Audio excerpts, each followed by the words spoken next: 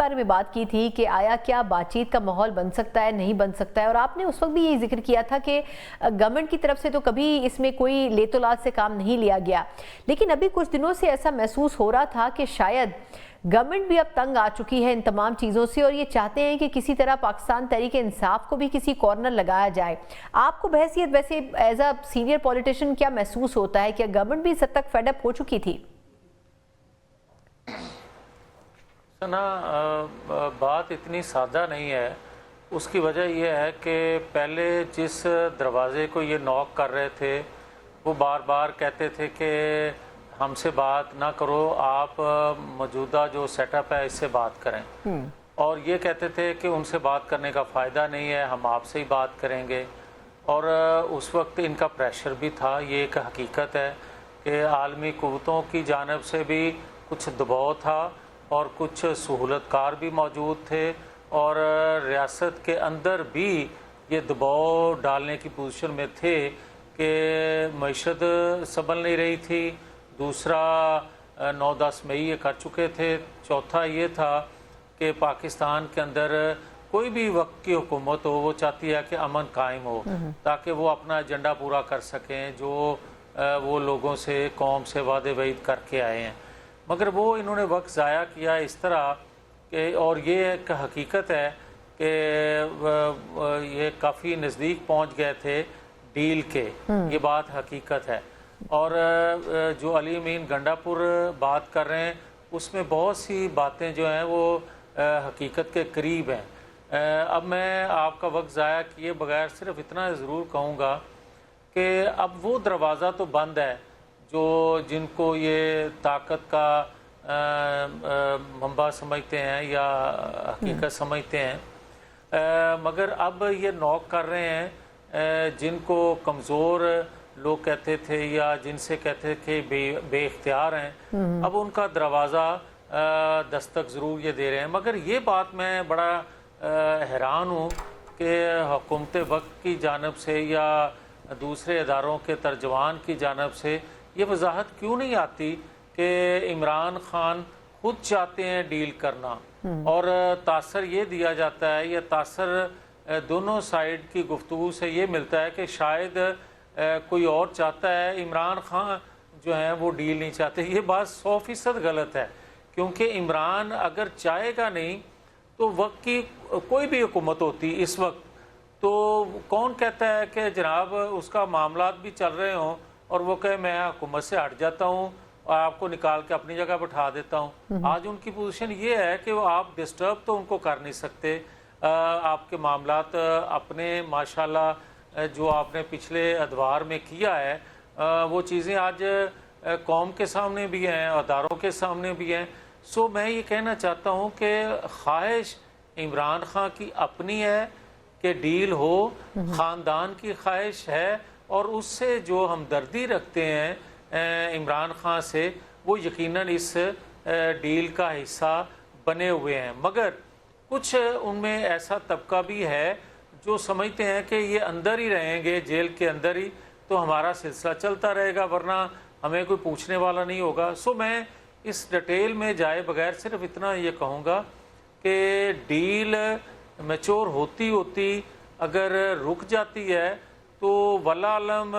اے یا be side سے کون ڈوج کر رہا ہے، مگر ڈوج کوئی نہ کوئی ایک فریق کر رہا ہے۔ حقیقت یہ ہے کہ یہ بہت قریب جا چکے تھے ڈیل اچھا جو کہ نہیں ہوئی۔ میاں صاحب میں اسی سے متعلق ایک چھوٹا سا سوال، اور یہ ابھی پچھلے کچھ عرصے کی ڈیل کی بات کر رہے ہیں آپ، کیونکہ ایک ڈیل تو 2024 میں مجھے یاد ہے 26 نومبر کا جب ہو رہا تھا احتجاج، اس وقت بھی ہو رہی تھی کہ ان کو بنی گالا شفٹ کر دیتے ہیں، تو اب یہ کوئی نئی ڈیل تھی اور جس کی بنیادی وجہ یہ جو ان کی آنکھوں کی تکلیف بتائی گئی ہے، کیا یہی خبریں اسلام آباد میں بھی چل رہی ہیں کہ آپ اسی ڈیل کی بات کر رہے ہیں؟ نہیں، میں تو 2024 سے 4 ڈیل کی بات کر رہا ہوں۔ آج کسی سطح پہ کوئی بات چل رہی ہو وہ میرے علم میں نہیں ہے۔ میرے علم میں جو باتیں تھیں وہ میں آپ سے ضرور میں نے شیئر کی ہیں، اور یہ حقیقت ہے، اس کو کوئی ڈینائی نہیں کر سکتا، اور یہ بھی حقیقت ہے کہ یہ 2 ڈیل جو تھیں وہ کسی اور کے پاس تھی۔ آج کسی اور کے ساتھ ہو رہی ہیں۔ اچھا یہ بتائیے گا میاں صاحب کہ آپ کے خیال میں ایک یہ بھی بڑا مسئلہ ہے کہ خان صاحب کی پارٹی کے لوگ کچھ اور کہہ رہے ہیں، ان کی بہنیں کچھ اور کہہ رہی ہیں۔ ابھی دیکھ رہے ہیں پچھلے کچھ عرصے میں کہ سوشل میڈیا بڑا خاموش ہے، کوئی بھی ایسے سوشل میڈیا پہ کیمپین اگر حکومت یا اداروں کے خلاف آتی ہے تو پارٹی بھی اس کو ڈسون کر رہی ہے۔ وزیر اعلیٰ نے ابھی ٹاسک فورس خان صاحب کی رہائی کی بات کی تو بیرسٹر گور نے اس کو بھی بالکل یکسر رد کر دیا، لیکن دوسری طرف ان کی بہنوں کی جو ریزرویشنز ہیں وہ بالکل ایک الگ ڈائریکشن میں چل رہی ہیں۔ آپ کو کیا لگتا ہے کہ پارٹی میں گروپ بندی تو ہے لیکن یہ غلط فیصلے بنیادی طور پر فیملی کی طرف سے سامنے آ رہے ہیں یا پھر پارٹی کی طرف سے سامنے آ رہے ہیں؟ دیکھیں جو آپ بات کر رہے ہیں نا ان کی فیملی کی یا سیل افریدی کی ٹاسک فورس کی یا اندر بیٹھے ہوئے شخص کی، یہ تینوں تو اکٹھے ہی ہیں،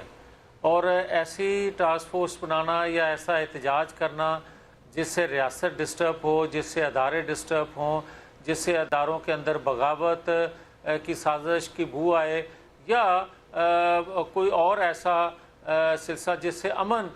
متاثر ہو، معیشت متاثر ہو، ایسا تو یہ تینوں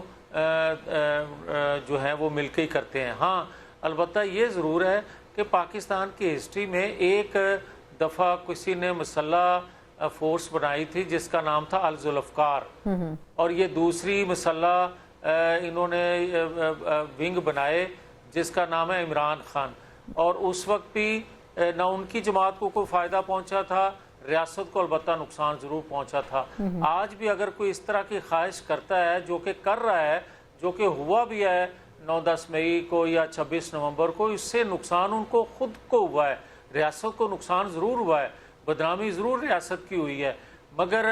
آفٹر آل نقصان جو ہے وہ جماعتوں کو بھگتنا پڑتا ہے، کیونکہ سیاسی ورکر جو ہے وہ عسکری تربیت یافتہ نہیں ہوتا، نہ ایسی سوچ رکھتا ہے وہ۔ درست۔ اچھا سر یہ بتائے گا کہ سرپرائزنگلی ایک تو ہم نے دیکھا ہے سینٹ میں بھی، قومی اسمبلی میں بھی جو اپوزیشن لیڈر بنائے گئے دونوں پی ٹی آئی سے تعلق نہیں رکھتے،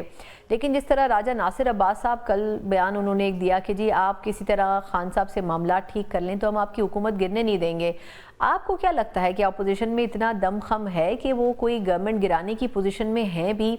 یا یہ جو اسٹریٹ پاور ہے جب تک کسی کو ہائپ نہیں ملے گی تب تک گورنمنٹ کو گرانا تو بڑا مشکل نظر آ رہا ہے؟ پھر انہوں نے دعویٰ کس کانٹیکس میں کیا ہوگا؟ دیکھیں بات یہ ہے کہ حکومت سنبھالنے کی پوزیشن میں سنبھالنے والے سنبھالیں تو الگ بات ہے، مگر جو ہوتا ہے نا کہ کوئی جماعت سنبھالے جس کی حکومت ہوتی ہے، وہ تو اس میں بھی نہیں ہے۔ اپوزیشن کے میں یہ دم خم نہیں ہے کہ وہ کسی کو گرا سکیں یا کسی کو بنا سکیں، دونوں جانب ہی ایک جیسا صورتحال سے دونوں دو چار ہیں، گرانی یا بنانی کسی اور نے ہے، وہ سب کے علم میں ہے۔ بالکل ٹھیک۔ تو آپ کے خیال میں سر ایک افواہ یہ جو گردش کر رہی ہے، چلے میں اب اس پہ بھی آپ سے تبصرہ ہی لے سکتی ہوں کہ یہ سننے میں آ رہا تھا کہ شاید کوئی ایسی انڈرسٹینڈنگ ہے جو پی ٹی آئی کی ہونے جا رہی ہے لیکن پیپلز پارٹی کو اس پہ تحفظات ہیں۔ ویسے آپ کی اپنی ایک نیوٹرل رائے کیا ہے کہ اگر کیا کوئی ریلیف ملتا ہے پی ٹی آئی کو کسی بھی درجے کا تو کیا پیپلز پارٹی کو اس کے اوپر کیا اعتراض ہو سکتا ہے آپ کے خیال میں؟ دیکھیں بات یہ ہے کہ اگر کسی کو ریلیف ملنا ہے، نہ مسلم لیگ اعتراض کرنے کی پوزیشن میں ہے، نہ پیپلز پارٹی اعتراض کرنے کی پوزیشن میں ہے، اور اگر کسی نے ان حالات میں کسی کو ریلیف دیا جس کا آپ ذکر کر رہی ہیں جیل والے قیدی کا، تو یہ سوال قوم اٹھائے گی کہ بتائیں کہ عدالتوں سے سزا یافتہ یا جو کچھ ہم نے دیکھا اور جو کچھ سنا اور جو کچھ کہا گیا کیا وہ غلط تھا، اور اگر غلط تھا تو پھر ایسا کھیل کیوں کھیلا گیا، اور اگر درست تھا جو کہ نظر تو یہ آتا ہے کہ درست تھا، تو کون اس پوزیشن میں ہے کہ کسی کو بازو سے پکڑ کے باہر لے آئے یا بازو سے پکڑ کے کسی کرسی پہ بٹھا دے؟ ایسا ہوتا نہیں ہے، اور پاکستان کیونکہ تجربہ کار رہا ہے ایسے معاملات میں، تو بہت تجربے ہو چکے، اور یہ بھی ایک تجربہ تھا 2018 میں اس کو لانے کا، اور پھر جو اس نے گل کھلائے، میرا خیال ہے کہ کوئی نیا تجربہ کرنے کا متحمل نہیں ہوگا۔ बिल्कुल ठीक, बहुत बहुत शुक्रिया मियां साहब आपके दिलचस्प तज्जिए के लिए। हमारे साथ मियां जावेद लतीफ़ साहब मौजूद थे, मुस्लिम लीग नून के सीनियर रहनुमा, और जो पाकिस्तान की एक सियासी हिस्ट्री रही है बड़ी हद तक उसकी निशानदही और वजाहत भी कर रहे थे। लेकिन ख़बरें ये भी आ रही हैं कि पाकिस्तान तहरीक इंसाफ के लिए मुमकिन तौर पर अगर तो कुछ मामलात बेहतर रहते हैं तो शायद कोई अंडरस्टैंडिंग हो सकती है, लेकिन क्या वो अंडरस्टैंडिंग वाकई सही मायनों में गवर्नमेंट और अपोजिशन की सबसे बड़ी पार्टी के दरमियान हो सकेगी? इसके ऊपर अपोजिशन का ही मौक़िफ़ लेते हैं एक ब्रेक के बाद।